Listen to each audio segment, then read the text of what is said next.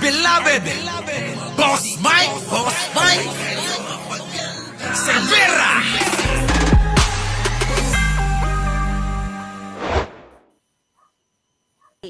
Hindi po ito para sa karaniwang paglabag. Kung saan Ito ho yung pinaglalaban ni Robin Padilla. Ito pong mga pagpapababa pa ng edad para daw po mga kababayan ay panagutin. Oh, eto na kung paano sinupalpal po ni Kiko Pangilinan itong mga ito. Mukhang marami ho yatang mga mambabatas na hindi ho naiintindihan yung mga ginagawang batas ng kasamahan nilang mambabatas. Oo. Atuloy. ang iiral pa rin ay ang kasalukuyang probisyon ng batas hinggil sa mga magkakasala Aha. na edad 15 hanggang 18 years old. Nako. Kung ito'y mahirap pag-usapan, mas mahirap pong pakinggan ang iyak ng mga biktima at pamilya na hanggang ngayon ay humihingi ng hustisya. Oh, kita mo, yun naman pala gusto mo. Alam nyo, laging gamit nila yan. Yun daw mga biktima ng mga drug addict, ng mga rapist, kung ano-ano pa. Pero yung mga kababayan ko, yung mga biktima ni Digong na nagdurusa, na wala na magulang, anak, kapatid, asawa, mga kababayan, baliwala. Di po ba? Aba, kung namimili lang pala tayo ng papanigan, teka muna, may mali dyan. Dapat siguro, hindi lang tayo tumitingin sa ibang mga hanay. Dapat lahat tignan. Ganon, di ba?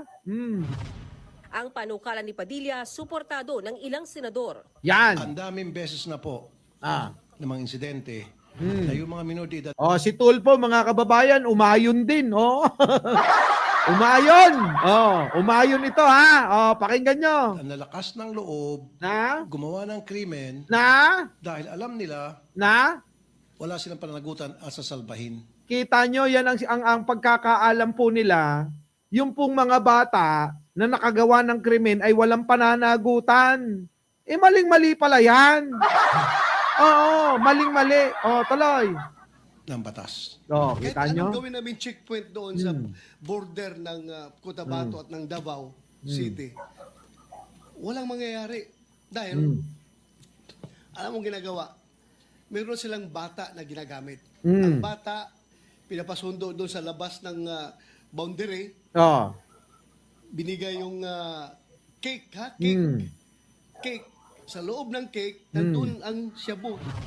Si Senator Kiko Pangilinan na isa sa mga principal authors at co-sponsors ng amended version ng Juvenile Justice and Welfare Act noong 2013, dinipensa ng anyay disinformation sa batas. Ayan na, mga kababayan, disinformation sa batas. Juvenile delinquency. Mga kababayan, hindi nga daw nila alam yan. Totoo nga, hindi nga nila alam. Kasi eto may panukala dyan. Noon pa, tinitira na nila yan. Noong panahon po ni Digong, di po ba? Kaya nga natalo si Kiko. Dahil daw ang propaganda, mga kababayan, kapag bata, hindi daw panagutin. Doon daw nakasaad sa batas ni Kiko yan. So ngayon, mga kababayan, para matigil tuloy, para mamadali, eto na si Kiko. Eto na si Kiko. Maraming sinasabi. Eto na si Kiko. Bobolyakin si Kalbo. Eto na si Kiko. Idadamay na si Bato. Idadamay na si Tulfo. At itong si Robin na bobo. Hindi ito naaayon sa batas na walang pananagutan ang kabataan na nagkakasala. Hindi rin tama na ang nagkasala sa batas Ay. na menor de edad Ay, ay dapat pakawalan. nako. Hindi rin tama Kita nyo? Hindi pala tama na yung bata na nagkasala ay dapat pakawalan. Yung iba dahil hindi naiintindihan ang batas na yan, ang nangyayari mga kababayan, pinakakawalan. Yung iba naman inaabuso yan. Dahil daw wala ngang pananagutan ang mga bata kapag nagkasala ng kahit anong krimen, papalayain din yan. Kita nyo mga kababayan ko? Mali pala yon. Hindi pala totoo yon. Mali yung sinasabi ni Digong at ng mga DDS noon. tinanim sa atin na etong batas na ginawa ni Kiko ay mali, pangit, hindi maganda. Kaya daw yung mga bata lumalakas ang loob. Mali naman pala ang pagkakaunawa nila. Di ba?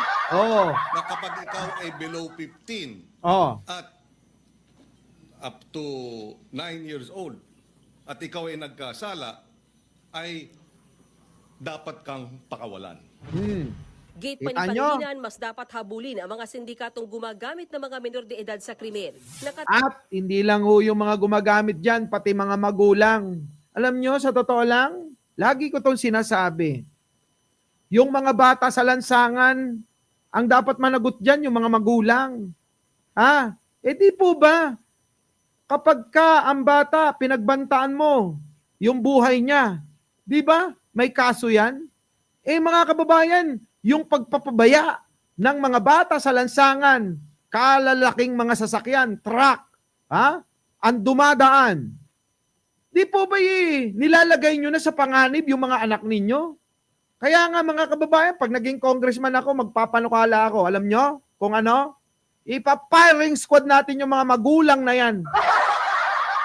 Gagawa-gawa ng mga anak, tapos ilalagay sa panganib yung mga bata na yan. Ano? Grabe. Kaya dapat ang managot dyan yung mga nanay. Hindi yung tatay. Yung nanay ikukulong, yung tatay, pa-firing squad natin. Walang yayan. Kumabayo lang ang alam. Dapat ang tatay ang nagtataguyod sa pamilya. Di po ba? Ang tatay, kapag kayan, mga kababayan, nagpabaya ng anak na nandiyan dyan, walang silbi yan. Naku, Diyos ko po, wag naman, Sigurado yan, mga kababayan. Naku, doon sa harapan ni Jose Rizal. Firing squad, mga kababayan, mga walang yayan Kaya, alam nyo, kaya sila namimihasa Namimihasa kasi. Di ba? Pero bago natin yun gawin, dumaan tayo sa due process. Marami kong alam. Anong due process? Bigyan ng hanap buhay muna. Pag umulit pa yung mga hayop na yan, tapos. Di ba? Kiko, pasok. Eto na. Batas, mandatory confinement of not less than 1 year. Pwedeng maging 2 years, pwedeng maging 3 years, depende sa magiging pasya ng hukom. Yan. Pero hindi tama na sabihin, pagka 15, 14, 13, 12, nag-rape, dapat pakawalan. Kita nyo? Labag sa batas yun. Labag sa batas yun. Kapag nakagawa ng ganon, hindi alam yata ni Binoy, ginawa tingnan nyo, nagmukhang engot tuloy yung tatlo, Hindi nila alam kung o baka hindi nila binabasa, Baka hindi nila binabasa, mga kababayan. Dapat binasa nyo muna yung akda niya bago kayo nagngangaw-ngaw. Di ba? Ito, mali hindi nila naintindihan ayan tuloy. Ginawa kayong katawa-tawa. Ginawa kayong engot ni Kiko. Sino ngayon ang matching? Di kayo. Kayong tatlong matching kayo. Narito si Senator Sherwin Gatchalian. Nung siya ay mayor, full implementation ng Juvenile Justice Welfare Law ang kanyang inimplementa. At naalala ko na 70%, if I remember right, nung mga nabigyan ng pangalawang pagkakataon dahil nagkasala na diversion program ay nanumbalik sa normal na buhay at nagkaroon na ng maayos na pamumuhay. In other words, nais din natin malaman pagdating sa committee hearing, dito sa batas na ito, ilan ang mga nakinabang at nagkaroon ng pangalawang pagkakataon at nagbago ng buhay. Dahil yun naman ang kabila nung sinasabing benepisyo at kahalagahan ng batas na ito. Meron naman po talaga dapat juvenile detention tayo sa Pilipinas Wala naman po talagang Butang ina mo. Wala nang masabi. Oh. Ang opinion ko po'y galing sa nangulungan eh. Ito po yung Meron na nga. Maayos naman yung batas eh. Hindi mo lang naiintindihan. Iniipalan mo pa eh. Huwag mo nang ipalan yung ginawa niya. Gumawa ka na lang ng iba. Di ba? Mga kababayan, oo. Nagmamadali na po ako. Oo, ha? Basta yan, ginawang katawa-tawa ni Kiko itong tatlo.